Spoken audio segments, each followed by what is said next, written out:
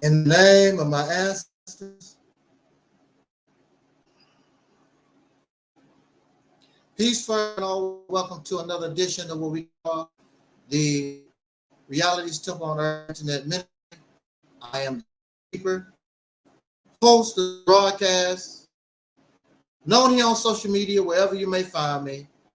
I am known as the mighty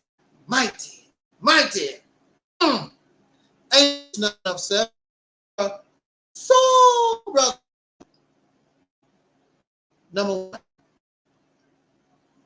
again, welcome to this spontaneous broadcast. I do not, well, it's not the intent to talk very long. I just want to make a comment. Get out of here. It seems as though we're having technical difficulties. I don't know. I don't know whether you can hear me or not, but we're going to go ahead and go through this anyway. And if I have to,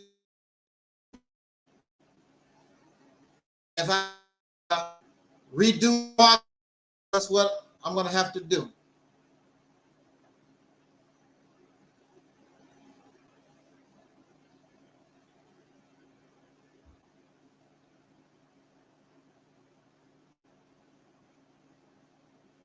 Yeah, we're having technical difficulties.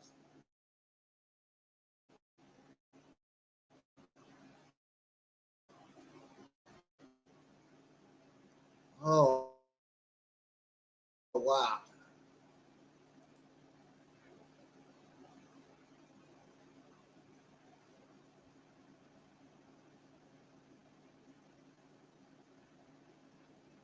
Look like it's only on YouTube. That's a shock. Like Facebook is, we are simulcasting on Facebook, Reality's Temple on Earth Internet Ministry, Facebook channel and its affiliates. We are on Reality's Temple on Earth YouTube channel, and we are also here on Angelsnupnup7 YouTube channel. I don't know if I'm going to be able to do this here.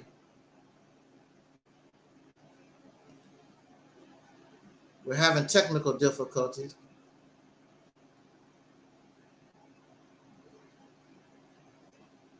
Technical difficulties beyond our control. I don't know whether to continue this conversation or not. Is there anybody out there in social media land? Can you hear me? Because if you hear me, we'll go ahead and try this. Otherwise, I think I might have to go ahead and shut this down because it seems as though we're having technical difficulties.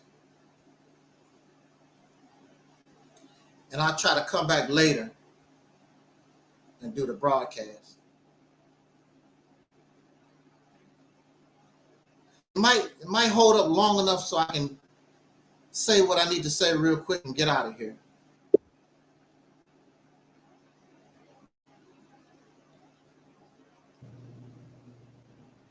Oh, there go my friend Lunch Break. Lunch Break Chronicles is in the house. How you doing? On, brother. Yes, sir. Thank you for joining us. I'm having technical difficulties. I don't know how bad it is. It must not be too bad. You was able to come on the platform.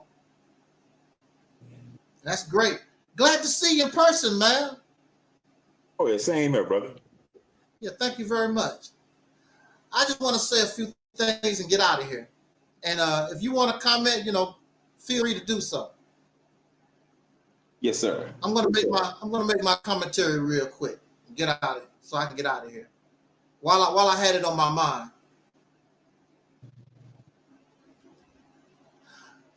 I want to know how many of us been raised poor. I want to know how many of you been raised poor. Could you raise how many poor? I mean, mayonnaise sandwiches. You know what I'm saying? I mean, sugar water. Yeah, that type of thing. I'm poor. Many of us are poor. Now, I would tell you, I'm starting off this way because I have said this before. Really, the happiest moments in my life I've ever had, really, was when I was a child and I was poor.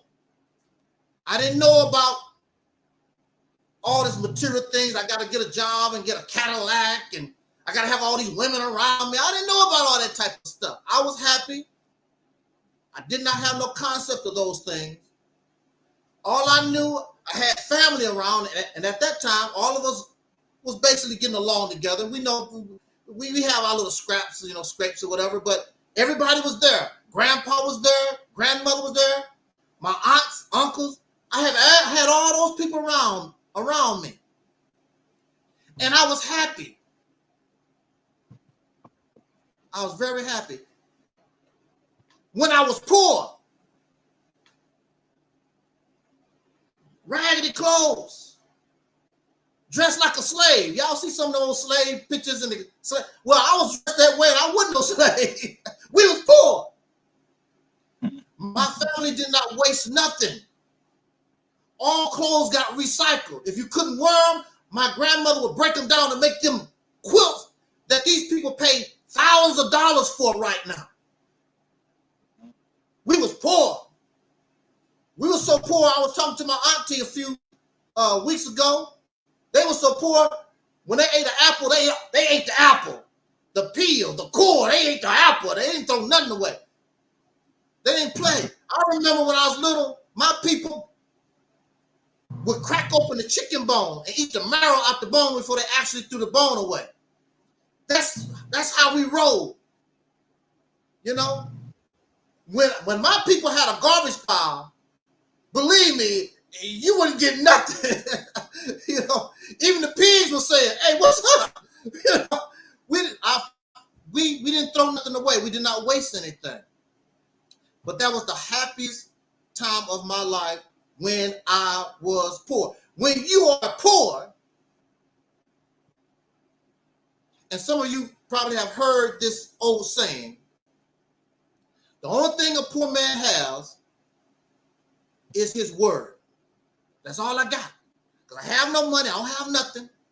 If my word is not worth anything, then I have no value. There was a time that you could trust another person's word. There was a time. You didn't need no contract. You could say, blah, blah, blah, you got my word. Of course, as you know, history tells us that the white man in this country, he messed that all up for real. You know, because he gave his word many times to the Native Americans. He even gave his words to many of the slaves and broke it all the time. His word didn't mean nothing, but he was rich. When you poor, I have nothing of value. If I'm not a man of my word, I have no value. So it seems as though the more material things that we get, the more things that we want, our word becomes nothing. Because there's nothing that should be more greater of value than a man and his word.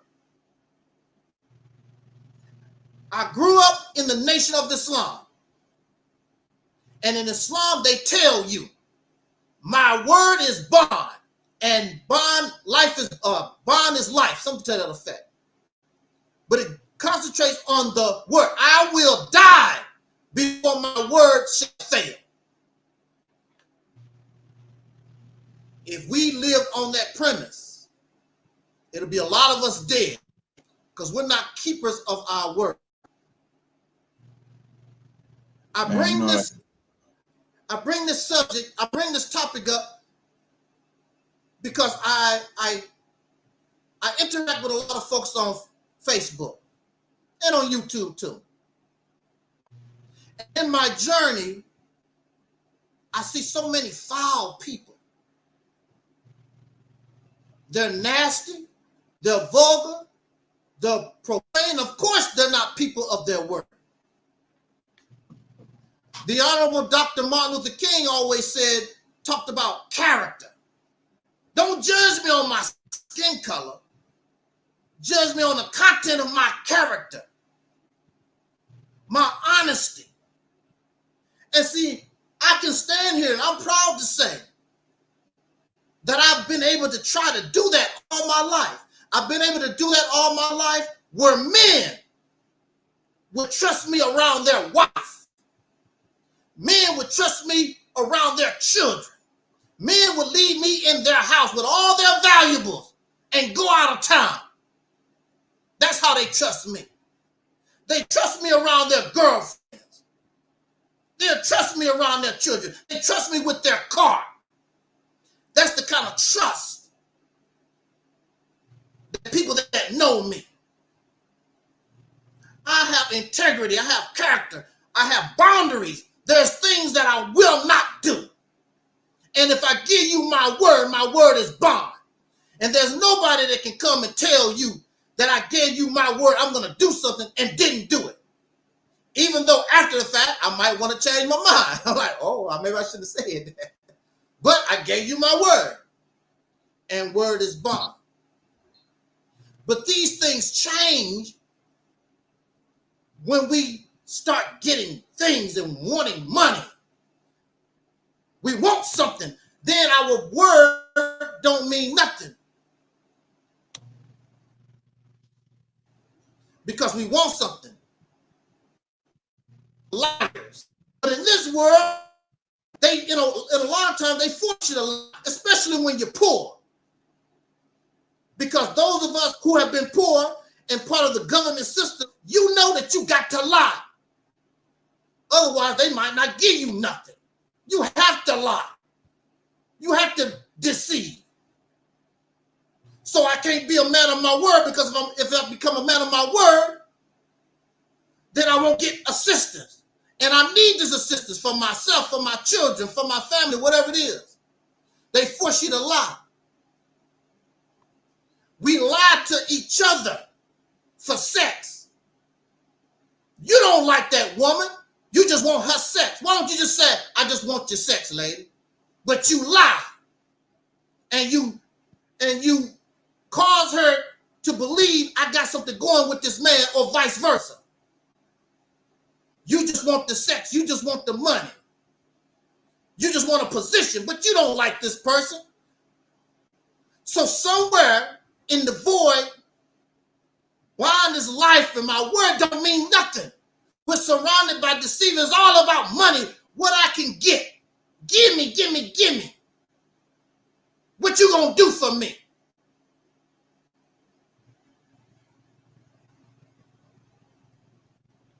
And we're caught up in this, the filth of this world. Somebody was telling me men and women cannot be platonic friends. Why not? Why you can't be a platonic friend? It is because you have no principle, you have no character, you have no ethics. I'm not gonna mess with my brother's wife. I'm not gonna mess with my best friend's girlfriend. There are lines that I don't cross. But you have no character. You have no moral compass. So I wouldn't want you around my wife. I wouldn't want you around my children. I wouldn't want you around my damn dog. If you cannot have a platonic relationship, I wouldn't trust you doing anything. A platonic relationship goes outside of a stranger, somebody that you would have a romance with, because you have a platonic relationship with your mama. That's a platonic relationship, because there are those who will cross the line and have a relationship with their mama. Daughters who will cross the line and have a relationship with their father. You know that's your cousin, and you will cross the line. You know that's your cousin. We don't have no moral compass. That's the job of religion, The religion and spirituality is supposed to give you moral compass. But I have a problem because religion and spirituality have been here for thousands of years and your ass is still corrupt and getting worse every day. Because you will find these things in the church. You will find it in the synagogue. You will find it in the mosque. What the hell are you learning? You under the teachings of something that giving you moral compass and you still fail. Something is wrong. Is it you? Or is it the teaching? It really can't be the teaching. But see, it's this world. You living in this cesspool. And they made these things fair seeming. And you continue to fail.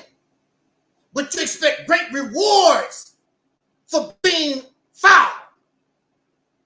I don't care who you get for president. I don't care if it's Donald Trump or Kamala Harris. The country is foul. Ain't nothing good coming here. And that's the reality of it.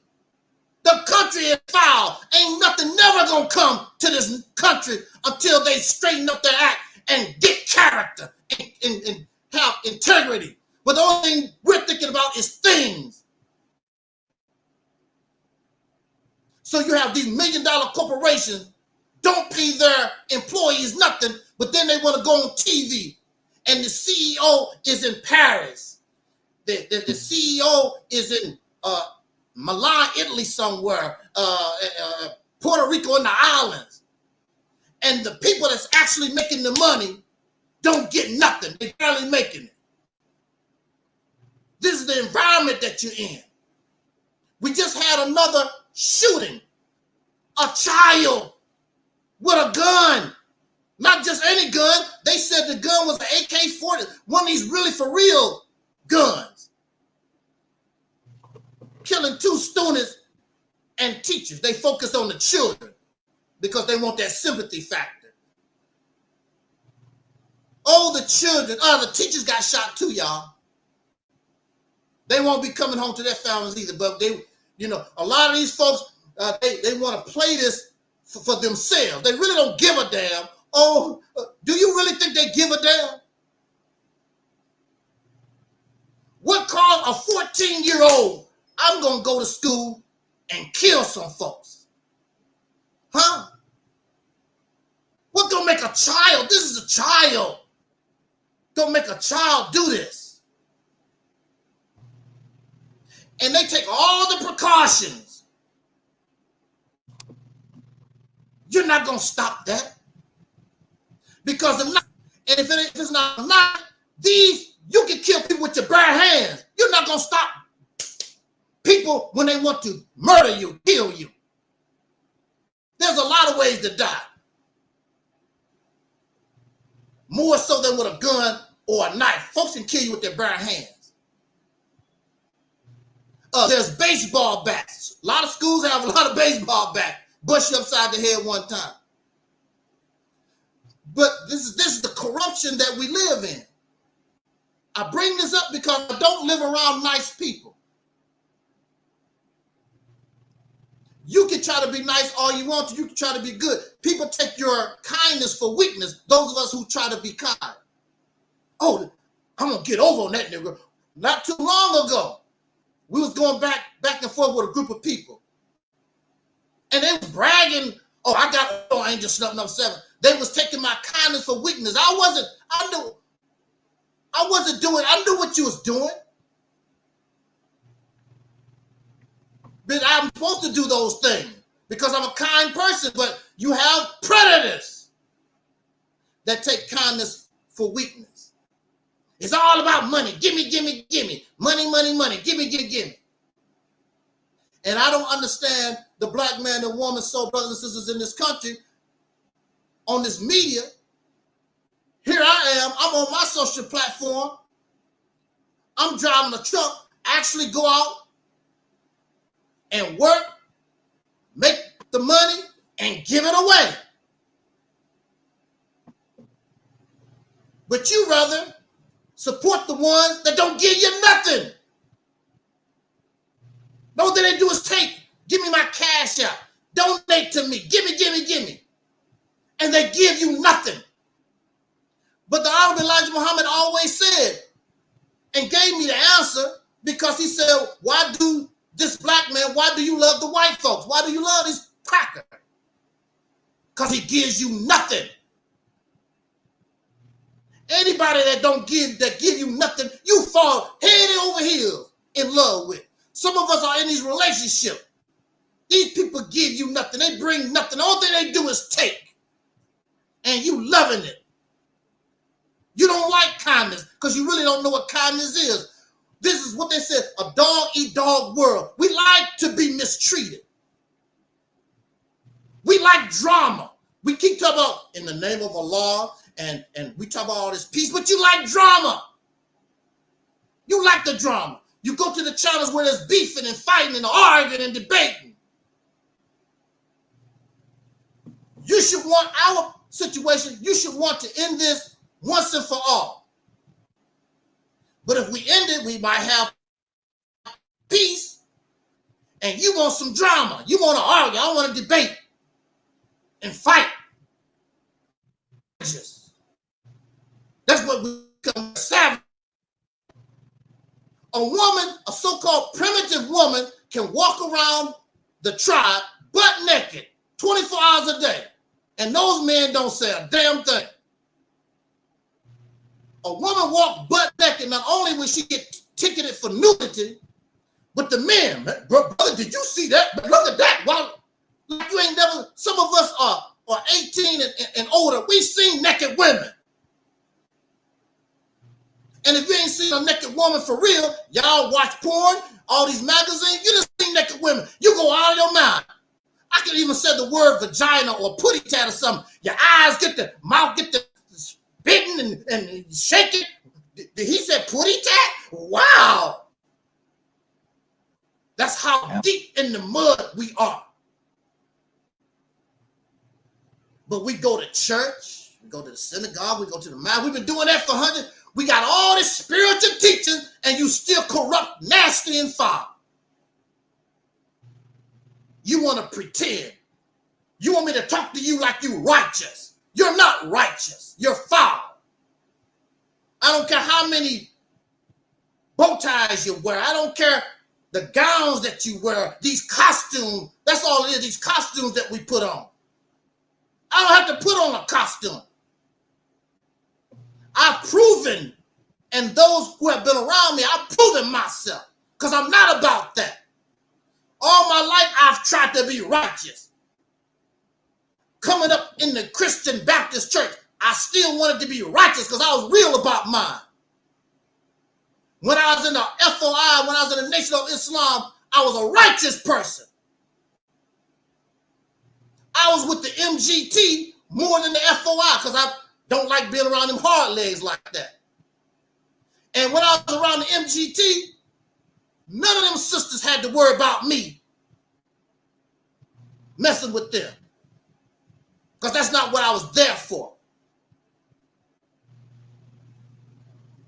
We have no character. We have no content of character. We have no integrity. You have no moral compass. You have no discipline. And see, that was one of the purposes of fasting in Islam, is to show you how to have control. Y'all can fast and still nasty and dirty. You ain't learned nothing. It don't work. And the main reason why it don't work, because this environment that you live in, we live in a cesspool. So I don't care how clean you are. You can take a bath right now, but your air is foul. Your air is dirty.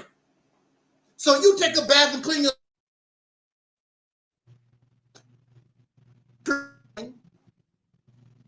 environment that we're in is not clean. We have to change the environment. That's what I say, and that's why I encourage us to change the environment. Having our little organizations or whatever, blah, blah, blah, that's not going to work. We have to create our own environment. Like when you go out in space, That's not the proper environment for us. You have to create an environment where you can live. You cannot live in space. You have to create an environment where you can survive out in space. We cannot survive properly. We cannot reach our potential as Freedmen's Foundation, whatever you want to call yourself. We cannot function properly as long as we are in this environment. That is why it is important that we must create the proper environment for us, because we're caught up in this web with our oppressors. We have their minds. We think like them, even the Black Power folks. And you will even reference them all. The white man do this. Well, I don't care what the white man do. Why you got to reference him? Well, he do this, and I don't give a damn about him. That's why you're messed up now, trying to copy and be like him. I don't want to be like him. I don't want to live like him. He want to be greedy and have 6 and 7 cars. You want to do the same thing. You want swimming pool movie stars. That's your idea of success too. My idea of success is a good relationship with the people in my neighborhood. That's success for me. When I was growing up, it was all about my family, about human beings. I had my grandmother, family around me, uncles and nieces and nephews. That's what was around me. And we was happy, even though we was poor. Now you got the money and don't have no real friends. You scared they after your money. What a hellified, stressful life. We look at somebody like Beyonce and Jay-Z, successful. That's a stressful ass life. You don't know. You don't know how stressful that is. You don't know who to trust. Jay-Z don't really know if he can trust Beyonce. Beyonce don't really know if she can trust Jay-Z. That's the situation they're in.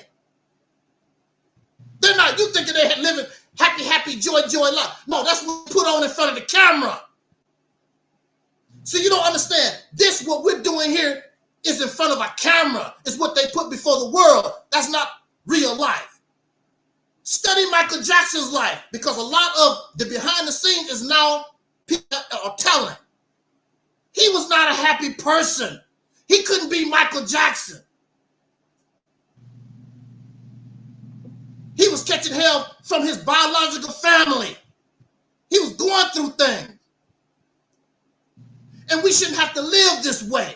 There should have been some kind of checks and balances. Poor Michael, he could have did his singing and dancing, but he should have been able to be a child. So then when he become a grown man, they call him the man child, because he missed out on his childhood. Now I'm 45 years old. I want to try to be a child. No, Mike, I'm sorry. You can't go back. See, I understood that when I was a child. I don't want to be grown. I want to be a child as long as possible. I understood that as a child. I had my peers used to tell me, and they was doing things to try to be grown already. I'm happy, child, believe me. And the thing is, once they become adult and they have to assume their responsibility, they want to go back to their childhood, so they got to go party. That's what partying is about. I got to get away from the responsibility of being an adult. Let me get drunk, because I can't have this reality of being an adult. There's a whole different ball. So I'm saying and telling us that we have to change the environment. There's no African school. There's no Muslim school, Moorish school, or a tiny factory. None of these things are going to help us in our situation, because we're still in this environment. We have to change this environment, because it's the environment that created that little boy that took a gun and murdered 4 people. It's the environment. This environment is producing. This environment produces drug dealers and pimps and other riffraff. This environment, because we're after things. Look, because we're after things. We're nasty to each other. What can I get? What you gonna give me? Somebody always looking to use somebody. The situation that we're in, I remember when I first came to YouTube before, look, brother, when I first came to YouTube, before money got involved, many of the black YouTubers, we used to subscribe and support one another and share everybody's videos when I first came to YouTube. Whether we watched the videos or not, this is black YouTube. Hey, there go a black YouTuber. We share their videos. But then when the money got involved, now it's about me. And those people start getting these YouTube checks. See, YouTube, woo! White man is the devil. They said the white man's the devil. You try to argue and say, no, you got to. He knew what was going to happen to black YouTube because in the beginning, YouTube did not allow you to ask for donations or none of that stuff. They would terminate your channel. But then they saw, look how the people change. Look what they do when we start giving them this money. And it destroyed. Man, I hope I can find some of the people was making incredible videos. It was all destroyed. Now here I am. Just recently, they flagged my channel and keep flagging me. I only have 10 subscribers. I only get 10 views. What the hell you messing with me for? They flagged my channel for a video, an old video. A stalker called me. And they flagged my channel because I cyber stalked the stalker. Man. That's what they done. And if you go to my community page, I posted the strike. And then I appeal rejected. But Google been messing with me ever since 2009. So this should make you wonder, why would a $1 billion corporation spend so much time harassing somebody with 10 views and 10 subscribers? For years. For years they've been doing this to me. They don't want a chance for that truth. Yeah, it should make you wonder. Now let me say this, and I want to give our brother a chance to speak. I want to talk about my recent interaction with emails with Dr. Umar Johnson. On Instagram, I saw how you can contact Dr. Umar Johnson. He has an email, and he also you can contact him by text, because he was trying to get some type of debate with D.L. Hughley, and D.L. Hughley is not going to debate that man. He's not going to. First of all, as you know, you're not on my level. Now, if he thought Dr. Umar Johnson was on his level, there would probably be some kind of debate going on. But you're not on my level. But he pretended like he was going to give Dr. Umar Johnson a shot and made fun of his school. D.L. Hughley made fun of his school. Let's do it in the gymnasium at your school. And then he punked out. D.L. Hughley punked out. But I don't know why Dr. Umar Johnson would get angry about that, because he would do the same thing to me. I would ask him for a debate, and he would do the same thing. You're not on my level. You're not on my level. So I don't know why these people get angry when you're dealing with somebody that's beyond your level. How you gonna get angry when you do the same thing? They do the same thing. But I contact Umar Johnson, and I asked him for could he come here for an interview? And he already had this pre-made thing, and he wants $3,000 for a live stream. He wants $5,000 plus airfare or whatever for you know, in person. That's his price. Okay. Now I know my listening audience would not rate $3,000 for Johnson to come here. I might raise $1.50. Somebody might get $1.50, you know, for folks to come, you know. And personally, I don't want to hear him don't do Pan African. Now, I still could because I'm paying. So I'm paying you. Then you and get on the hot seat.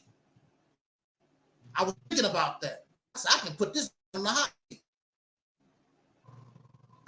Some of you who have been, you know, he could, and I'm paying for. It's not like this is free, so I don't have to be nice.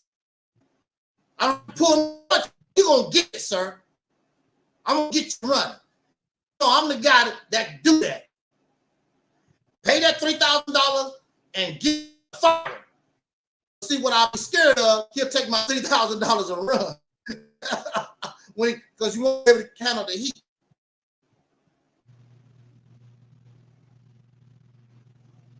So I decided I sent a message, and I'll tell you later what he responded at all. He stuck me $3,000 for everything. I suggest because I sent him for Operation Exit.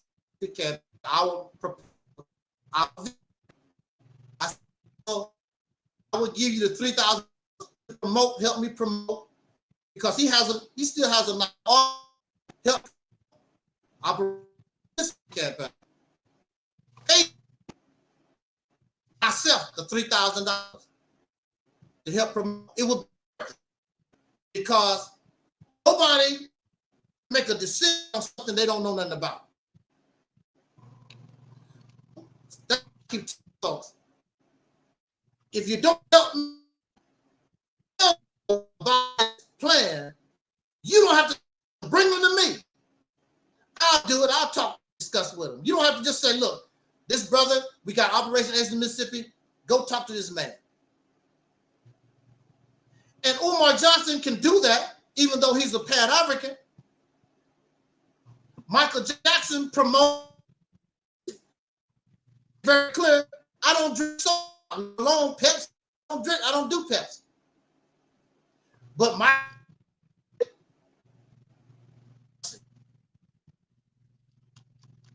Johnson, you making $3,000. You don't have to believe in the Mississippi campaign or whatever. All you're doing is promoting it. That's all. And you get paid. Because that's all y'all want is some damn money. That's all you want is money.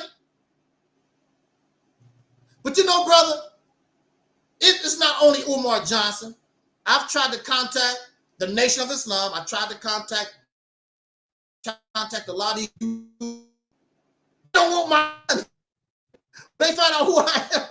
They don't even want my money. Oh no, nigga, I don't know. And it all stems, back to our selfishness. Because if I help this Negro, even though he paying me, he might take off. This might really get it going on. And that's where it all stems from. That's a damn shame. We're jealous and envious of each other. That's where it all stems from. Because a lot of them already know and they listen to the video. I know Brother Ben have. They know what I'm presenting, but the Mississippi campaign has nothing to do with my personal view. It's no ideology, it's no religion, it's strictly political. Not Republican. We can start our own political party if necessary, like our sister Fannie Lou Hamer did. But it's political. It has nothing to do with our personal wants.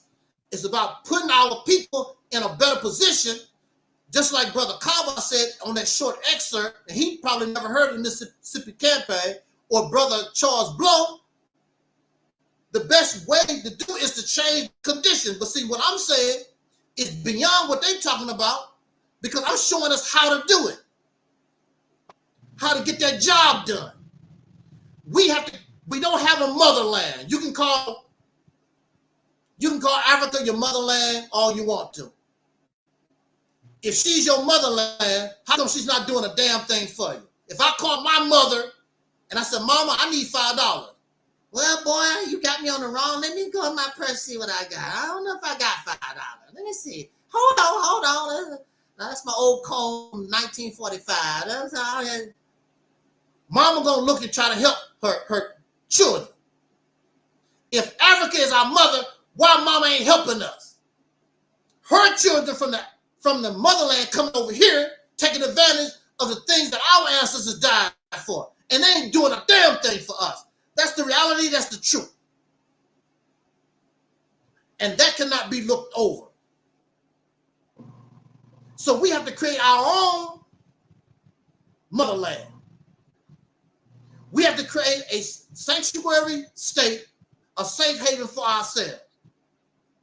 So when somebody do something to us, no matter where it is in this country, you're going to have to deal. We will organize, because we got a state that we can organize. We're going to deal with this. We don't have to have no Benjamin Crumps, these ambulance chasers come. No, we got real power. A state has more power than being Crump and these ambulance chasers. Matter of fact, when they come to the state, we tell them what they can and cannot do, because we make the damn law that they must abide by. That's what I'm promoting.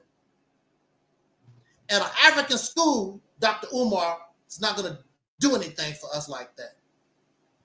We're trying to control, we want to control a school system that's already in place. All that we got to do is make it what we want it to be, and get our children skills. Brother, I was watching a video about Japanese and Chinese children. They fixing cars. They making chef gourmet. They kindergartners. They sewing, making shoes. All kinds of stuff. They make adults look bad. Here we are, our kidners. They painting their fingers. Painting with their fingers.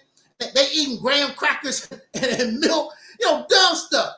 Children, you're not teaching the children nothing. That's where our children should be. They should be doing some skills. They should be happy to do chores at home.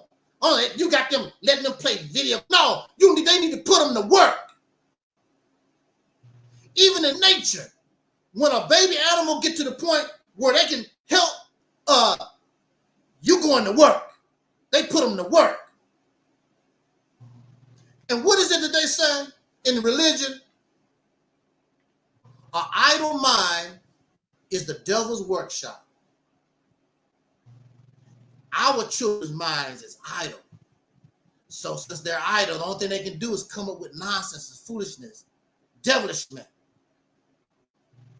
And you wonder why a 14-year-old child murdered.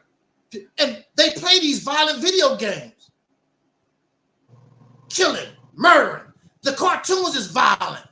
Everything about America is violent. How are we going to talk about that 14-year-old child and we got Israel murdering I don't know how many Palestinians every day? On our news, nothing but death and destruction every day. Ain't nobody nice. The politicians ain't nice. Everybody trying to find dirt on everybody and lie and cheat and steal for things. And we don't want our own. We should want our own. So if Dr. Umar Johnson does that, that's what I would do with that $3,000. I will pay him out of my pocket to push this so folks will know. And I don't care whether they gravitated to it or not. I want them to know. So when they catch the hell that they deserve, all they I do is sit back in the cut. See, if you had took control of a state, what's his name? The brother elder. I know him as, he goes by the name brother Dr. Kaba, but I remember him as Dr. Phil Valentine. He said that's the way to go. He said, I might not see that in my lifetime. That's the way to go. Take control of a state. But to take control of a state, you got to be unified. All this self-go. If you want what is in the best interest of the people. I'm not looking for myself. I'm looking at what is in the best interest of the people and those who come behind me. So they'll be in a better place. Pass the baton to them, they can only make it better. But somebody got to get it off the ground. This country was started with 250 people. Half of them died. That's who created the United States. 250 some people. Half of them died in the blizzard. They turned to cannibalism until the Native Americans helped them. But it was only 250. Here we are 40 million and we can't take control of a state that's already established. And then you want to tell me a black man is God. Get the hell out of my face. I don't want to hear that. What kind of God are you? With that said, brother, I want you to say something before we get out of here. It's good to see you. Our brother, Lunch Break, the Chronicle, in the house. Our Muslim brother. No, I you said, brother. I'm not here for no debate. I was just coming to see what I seen thumbnail, and I wanted to see what you said, what Umar said about that $3,000. Yeah, you know. I want to see too. I want to see too. Nah, man, it's crazy though, man. Everything you're saying is right on. I mean, it's just like, you know, I can just see it like from stuff like when I was a child, man. Like everything you seem like is backwards now. You know, like stuff like when I was growing up that you didn't want to be. Now, like these kids of this generation, that's what they want to be. I remember like when I was a kid, nobody wanted to be a drug addict. Now all these kids listen to these rappers and talk about it being a damn drug addict. You know, so it's just but it all goes to, you know, it's like there's no direction in the home anymore, and we don't you know, they done basically eliminated the black father out of the house. So, you know, and it's just, you know, I just look at it, man, you know, it's, you know, destruction by design, you know. But I would say this. Yeah, go ahead, bro. Oh no, I was about to say that's all I really have to say. But I agree with everything. I'm right in step with you. I agree with everything you were saying. Yes, sir. There's an old African proverb, and folks don't understand. The old African proverb that I remember, it said, "It takes a village to raise a child." See, we're not a village. We got individuals in this environment, this messed up environment, trying to raise a child.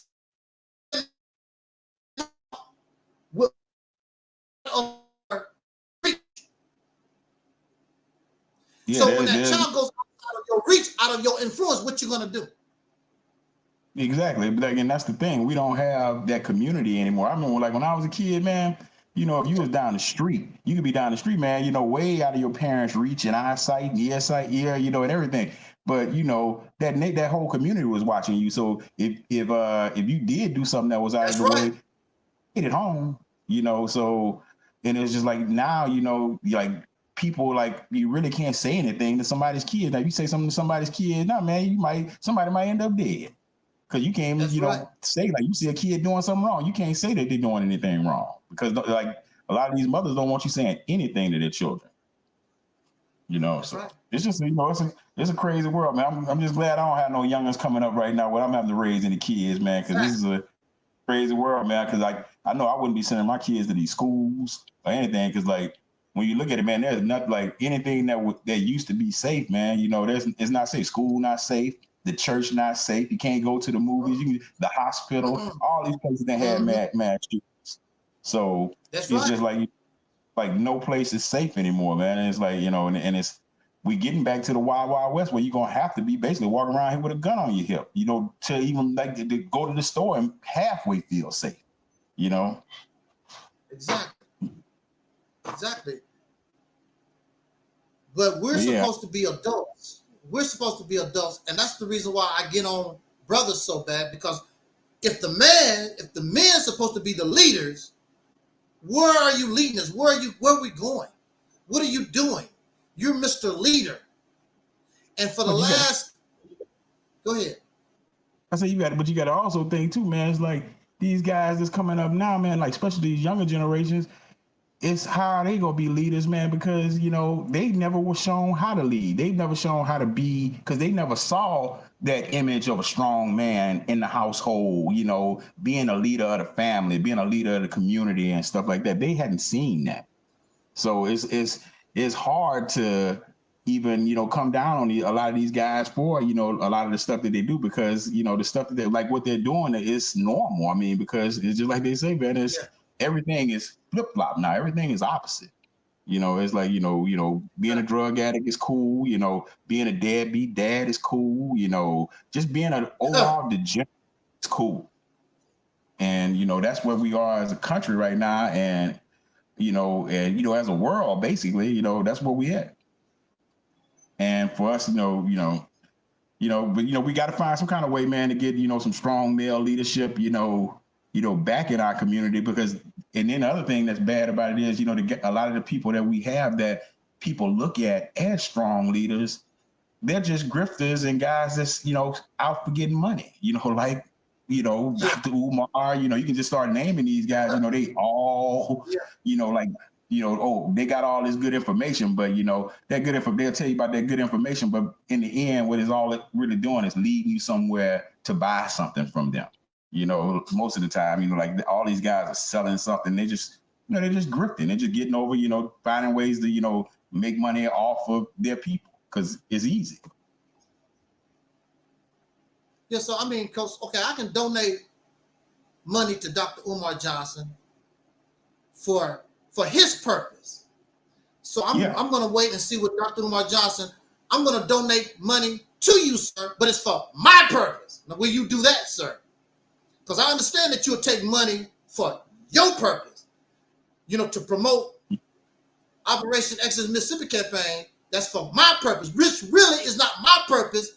It's for our benefit. I think the people need to hear it. Let them make a decision on those things.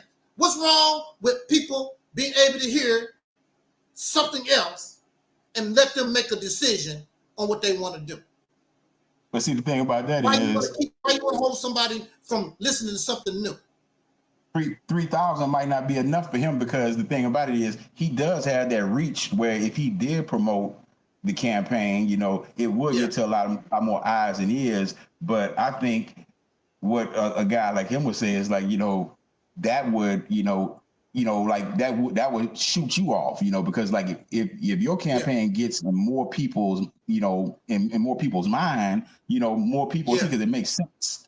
So, you know, so like he $3,000 probably, you might have to get him 10,000, you know, if you tell him you want him to promote you. You might ask for 10,000. Look, let me tell you something. It pop off, and folks, I mean, because see, if it pop off, folks support it, you'll get your $10,000.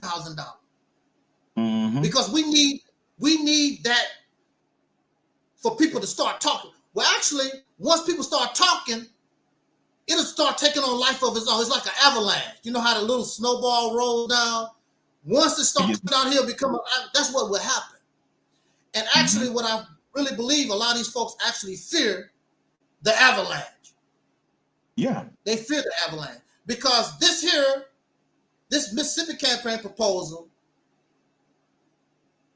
what it offers and the benefits is well beyond anything. You can put what these folks got, you can put it all together in one. It won't be able to. It won't match. Plus, they don't have a real plan. They keep trying to do stuff like they did in the 1930s. This is 2024. Like we just said, this generation, these people are different. They're not. They don't even really care about no black nothing. They don't want to hear about the blackity black. What you talking about? I'm free. They don't want to hear that I'm a slave type thing in the white. They don't want to hear that stuff. They really don't. Unless you show them.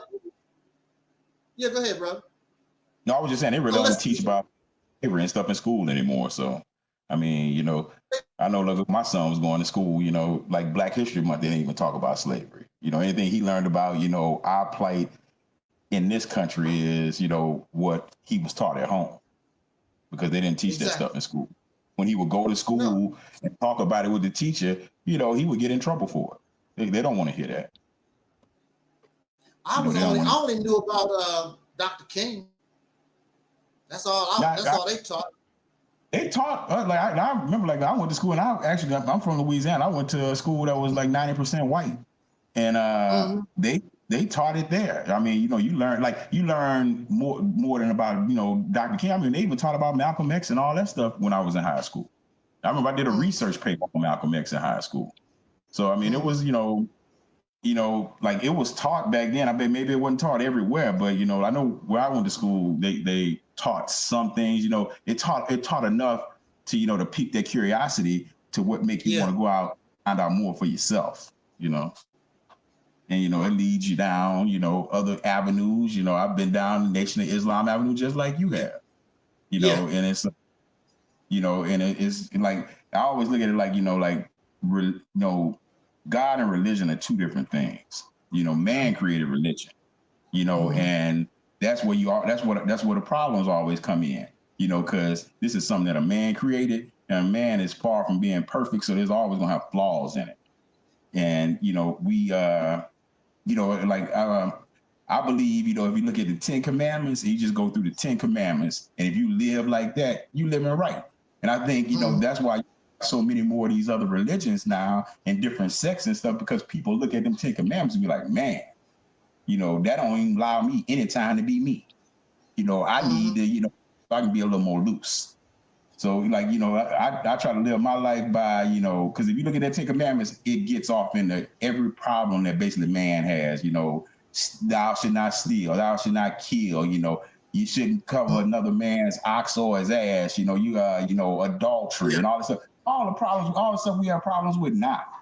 You know, and, you know, if you go say, I'm going to live my life the best way I can by going by those rules, you living right. You know, and just all this other stuff that, you know, man teaches, you know, I put that by the wayside a long time ago. So yeah. I mean, this is this is when it comes to the 10 Commandments or these things, folks have to, like myself. When I was a child, when I first learned, you know, I was in the Baptist church. When I first learned about the 10 Commandments and you don't do this and blah, blah, blah, I was doing these things and wanted to do these things out of fear. Yeah. To the point where it wasn't fear. I understood that these things, and it wasn't for fear. A lot of folks do things, and they will even tell you, because I'm scared of God's punishment. No, I'm not doing this because of what God gonna. No, I do this because this is good for me. I don't care what whether God like it or not. I do it because it's good for me. It's a benefit for me. See, if you're doing it for because out of fear, and if you do it for a reward, it's not sincere. And if you believe in God, then you understand that God knows that you're not sincere. You're not sincere because you're only doing it because of fear, and you're only doing it because I want to go to heaven and get milk and honey. I want to go to the hereafter for 72 virgins, whatever they talk about. But you're not doing it for you. You're doing it for reward out of fear. If you believe that God, I said, if you believe that, bro, you know, you believe that God is God and He is all powerful, you know, just like they just tell me when I was a kid, you know, if you thought it, you might as well go ahead and do it because God already know what you thought. So if you truly believe in God like that, it's like, man, go, you know, if you want to sit down and say, oh, I'm finna go steal this, I'm finna go rob this place here, man, you might as well go ahead and do it because in God's eyes, you already did, you know. So it's you know, it's it's just a crazy world, man. I mean, we got some crazier times headed our way too, man. It's going to be this end of 24 and going into 25, man. It's going to be real, and I hope everybody ready. Well, I tell you, if we don't change, see, we need a great change. All this little dilly-dally, piddle-paddle stuff, that's not going to work for us because we're too far behind. We got people coming across the fence. Within the next 5, 10 years, they're going to be in businesses and in positions, and our children we've been here going on 500 some years, our children going to be begging them for jobs, which is embarrassing to me. Yeah, they should have these immigrants coming across the borders should have just as much respect for the black community, for black folks, as they do for white folks themselves. But they don't. They see us as something to use. Yeah, because they go come here, they go come and they go leech off of our community, and they go come up off of our community, and then they go exit. After they got what they after they done elevated. Just like all of the other ones that then came over here and did. It's just like I see it already. I was like, you go into so many places now, like in convenience stores and stuff where I live at, man, and they're run by Latino people now. I'm saying just like you said, I said, man, probably 5 to 10 years ago, man, that person that owned this place probably couldn't even speak English. Just came over here, and they had, but the government makes it, a lot, easier for them, because they have programs for them to elevate, come past us, stuff that we don't get a chance to take advantage of. So it's a, it's just a hard. Yeah, that's why we have to take our destiny in our own hands. That's what this call meant to be. Where the hell are you leading me to? Where are you going? That's the problem I had in the Nation of Islam. Here I am, 18, 19 years old. When I first joined, the hype, the thousands of people coming out to the meetings and all that stuff. I'm 18 years old. All that was exciting to me. But as I grew, had to take care of myself and blah, blah, blah. I'm like, what am I getting all this? I'm doing all this work, all this labor. I saw Farrakhan. I saw his condition changing. But I'm like, my situation not changing. My community situation ain't changing. I come from East St. Louis, Illinois. Okay? And East St. Louis supported for years Minister Louis Farrakhan and the Nation of Islam. Yeah. Got nothing. But then some white folks did a survey or some kind of thing they did. They were scared because I don't know if I want to invest with them Negroes. They tear stuff up and blah, blah, blah. And so they decided to give the community a chance. Now there's all kinds of businesses up and down the road and McDonald's to come, Walgreens and blah, blah. The Nation of Islam was in a position to control. East St. Louis is a black city. They could have been running it because the mayor, those people had great respect for what we was doing. But Negroism rose up and destroyed everything, messed up everything. Crabs in a bucket. So,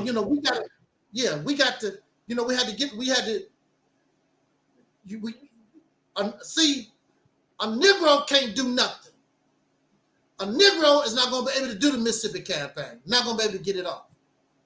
And I'd rather do nothing at all. If I can't do it right, I'd rather not do nothing at all. I'd rather everybody just reject it because you're not ready for it.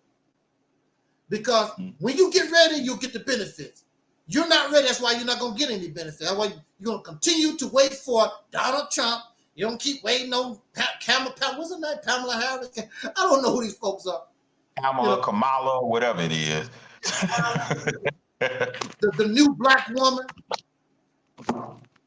Yeah, Kamala Harris. And, she's not a black American, like a descendant of slaves born in America. She's some kind of Jamaican Indian mixed person, but they're trying to pass her off so they can get your vote, get your support for her. Keep calling her a black woman. She's not us. Barack Obama was not us. They will never ever be a descendant of slaves that ascend to that position in this country. Not the way it is now. You will never have somebody, you know, named, you know, Jack Johnson or, you know, with a name like that become the president of this country. It'll never happen.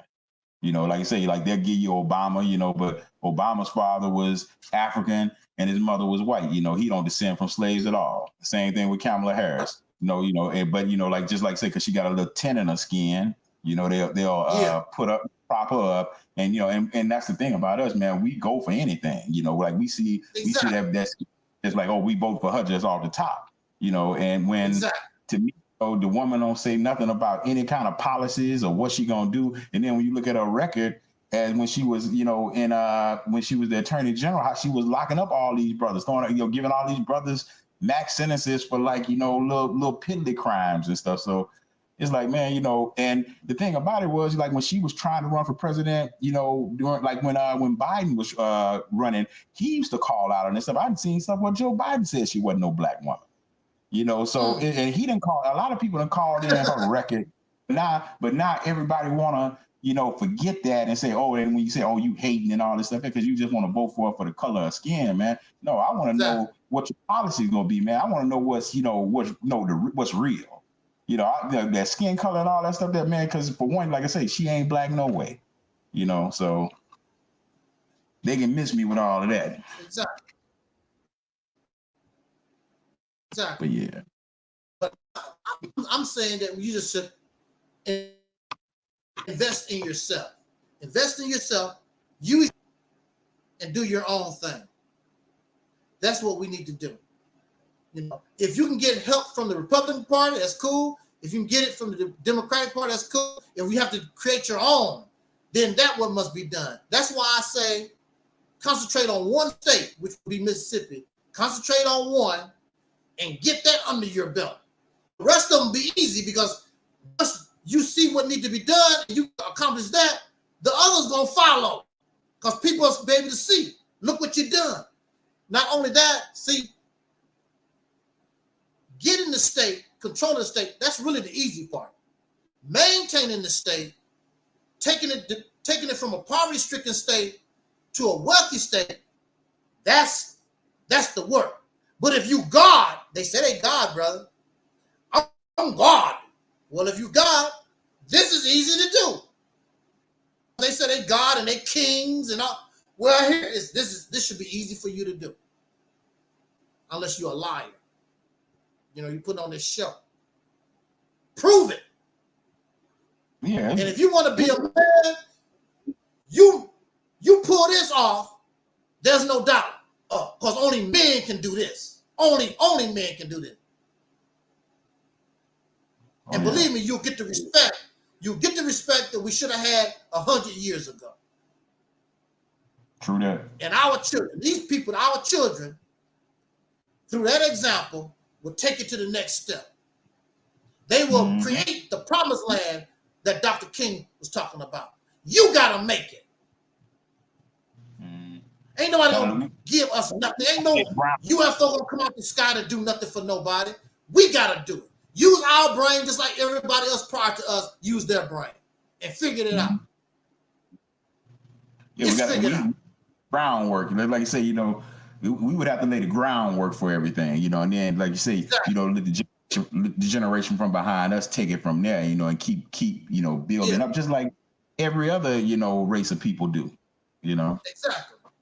Exactly. But you know, but the one thing about it, you know, other races of people, all of them like kind of know who they are too, and that's one of the main problems with Black people in America, man. You know, it's just like we never knew who we are, and you know, that's why we have so much division, because you know we don't know who we are religiously, we don't really know who we like I said, we don't know our language, our religion, you know, any of this stuff. And so that's why I think a lot of the division comes up between like Black people is because we always try to mix in religion with something like the Mississippi campaign. You know, see, like something like that, man, you know, you can believe what you believe, I believe what I believe religiously, but we can come together, you know, for that common cause. And that's where we had a problem. And most of the time, most people can't come together, you know, for that common cause because we looking at, oh, this brother here, he don't believe in God, so I can't be with him. Or this brother here, he believe in Rastafari Muhammad, I can't be with him. This guy here, he believe in Jesus, I can't be with him. No, man, we can come together, man. We can agree to disagree on religion, but we need to come together and agree on what we're gonna do as a whole, as a people, and that's what we need to do. And there's no excuse for it. We have the talent, we have the money, we have the talent, we have the education, we have everything that we need. We just need to understand how to do. Yeah, that's all. We can't get that together. But that's on us. And see, life don't have no mercy on us. I saw an antelope have a baby. As soon as the baby dropped, some lion came from nowhere and grabbed it.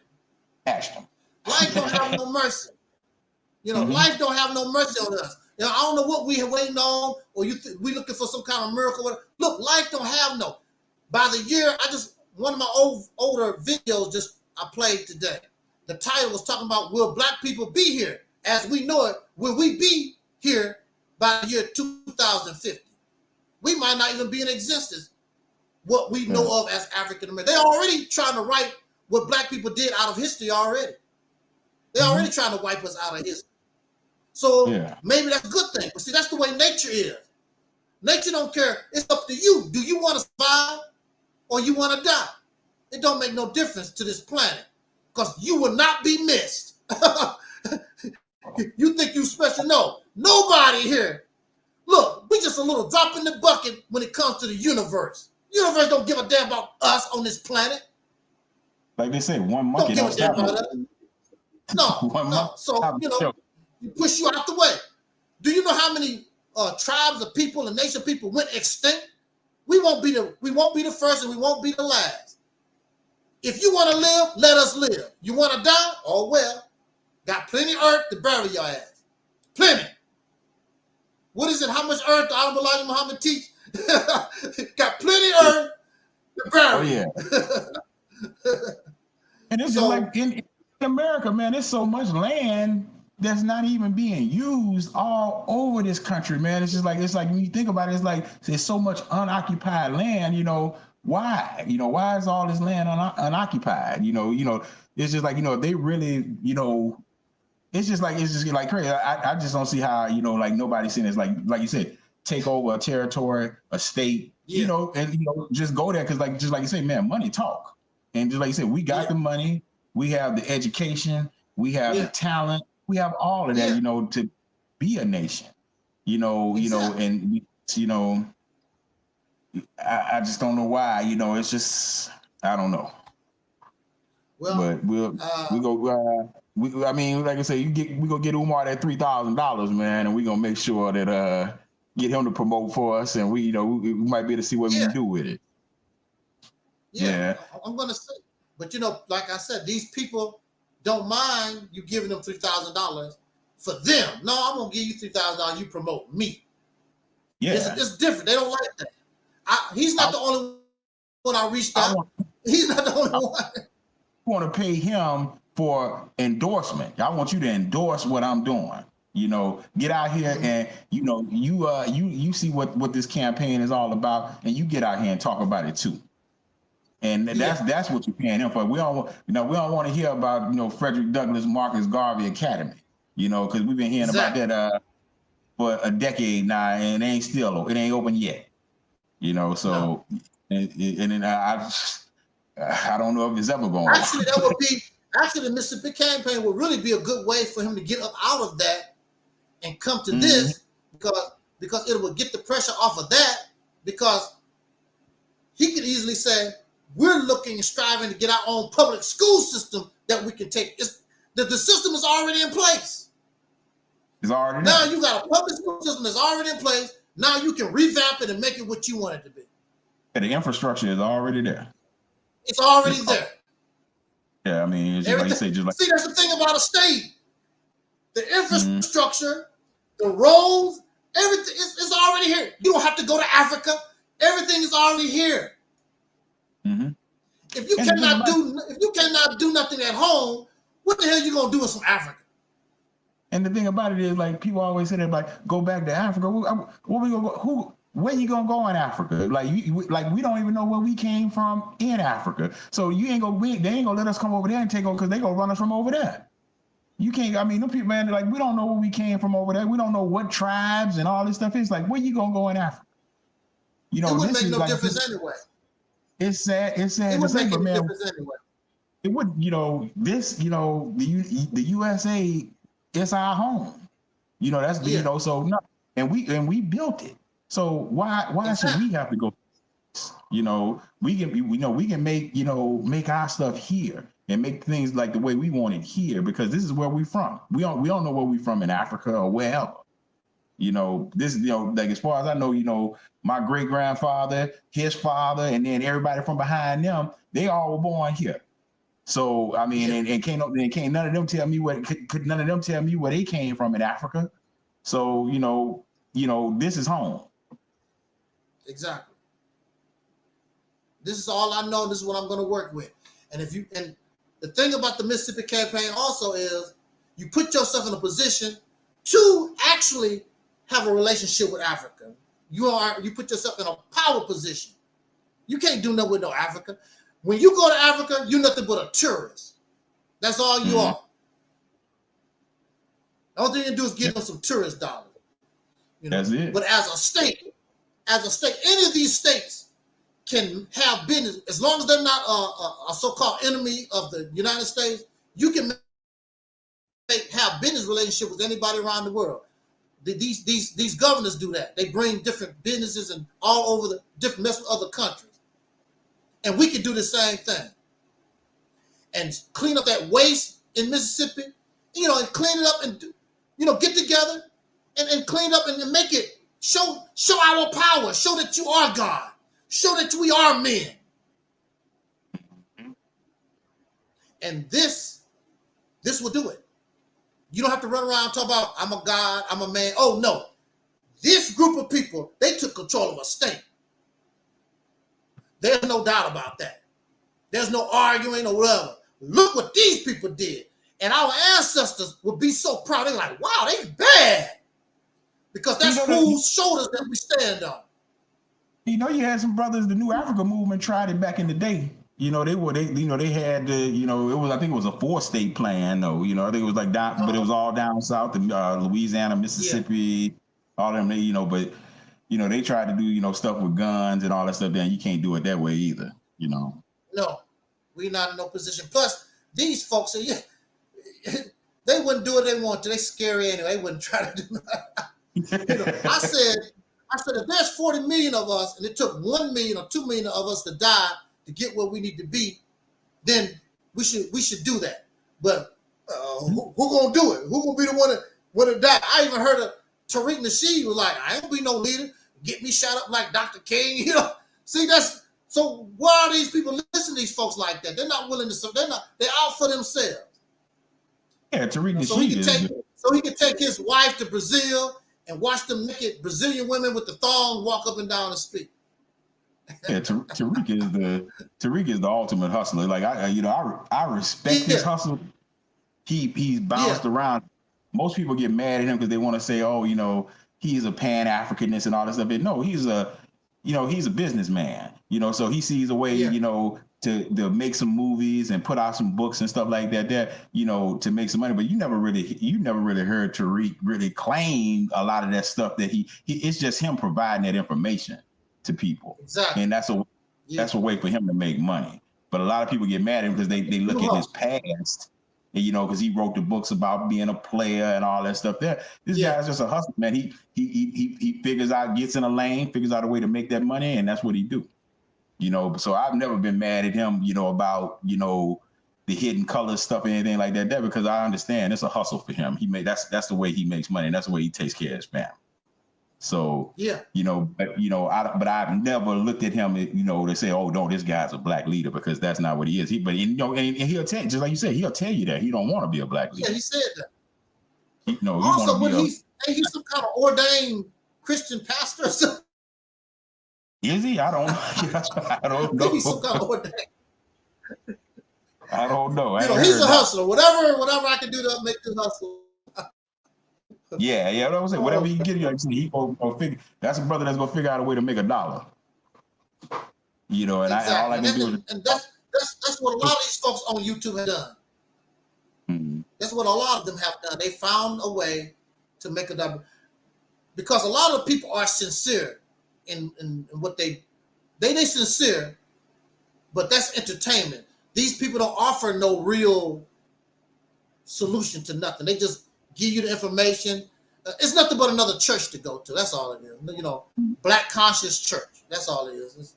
It's nothing revolutionary about it or anything. It's just a way. It's just a new hustle for people. Yeah, because us as black people, man, that's what we've always done, man. We worship personalities. You know, if you can come out, man, if you got a slick tongue and got a good look to yourself and all that stuff there, it's easy, man. You know, just like that, man. You know, people will flock to you just because, you know, because you can talk and, you know, you got a good personality, you got some charisma about yourself, and that'll make people follow you. You know, and it's just, you know, that's what we are. We, you know, like, we don't ever look at it and say, man, like let's see if this person has some real substance, you know, what they're talking about, what's coming from their heart, what's coming from their mind, you know. But, you know, it's just like, if you can get up there and talk and, and just say the word so beautifully, you know, you'll get a whole bunch of people to follow you. You know, like a lot of times, like the truth is the most unpopular thing around, because nobody wants that. Exactly. Nobody wants, because the truth is real, and nobody really wants reality, because they don't want reality. Because when you have to look at reality, then you have to face them real facts, and nobody really wants to face them. You know. That's right. That's all it is too. Really. Exactly. Yeah. But I was glad, man, I got to talk, man, chop it up with you today, man. Oh yeah, I'm glad. Surprise! Oh yeah, I said it's much different than talking to a avatar in the chat room. Yeah. I said I'm gonna pull up on my boy today. Oh yeah. Everybody give this brother a round of applause. I'm glad to see him. He's been in the chat room for the longest, and he came out the clouds. Yeah, I wanted to see that I was real too, man. I said, man, let me see. I ain't no like that, man. I'm just real, you know. But, you know, I support what you're doing, man. You know, and like whenever I can catch you live and all that stuff, there, you know, and even I can't catch you live, man. I watch the replays of your videos, you know. So yes, sir. I thank you. I appreciate it. Oh, I thank you too, bro. Yeah, because I'm gonna get a picture. Yes, sir. Thank you for joining us. Peace. And we're out of here, everybody. Thank you for joining us. What about the peace, love, and soul? Now, come on now. That's why I said peace. We're gonna do that just like I just want to say that we're simulcasting on. This is Angelsnupnup7 Facebook. People there. I have not forgotten Facebook. We have people there watching all right now. Facebook, Reality's Temple, and the affiliates. We also simulcasting on Reality's Temple on Earth YouTube channel. And thank you, everybody. Until the next spontaneous broadcast, thank you, Brother Lunch Break, for joining us. And as our brother Duncan Ellis used to always say, as in parting, we wish you love, peace, and soul. We are Audi 5000. Also, happy birthday to my girl, Terry Ellis. This is her birthday today. She's 61. You know, we all part of the Old Geezers Club. Happy birthday to Terry Ellis, EnVogue. She's 61. Shout out to our EnVogue sisters. We already found